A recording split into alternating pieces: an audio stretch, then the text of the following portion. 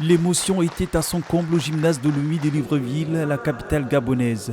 L'ancien sélectionneur d'Azingo National a été honoré à la hauteur de ce qu'il a apporté à la nation gabonaise, notamment la Coupe de l'UDAC en 1988 et la qualification pour les quarts de finale de la Coupe d'Afrique des Nations de football. Je dirais à l'endroit du coach, comme on l'appelait affectueusement, merci.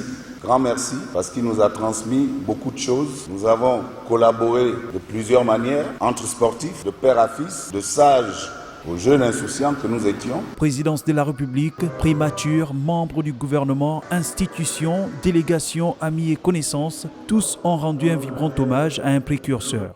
Vous laissez une trace indélébile dans le monde du sport en général et gabonais en particulier. Vous êtes un modèle à suivre pour les générations présentes et les générations futures. Vous êtes le premier entraîneur national à avoir remporté la première fois la Coupe de l'UDAC.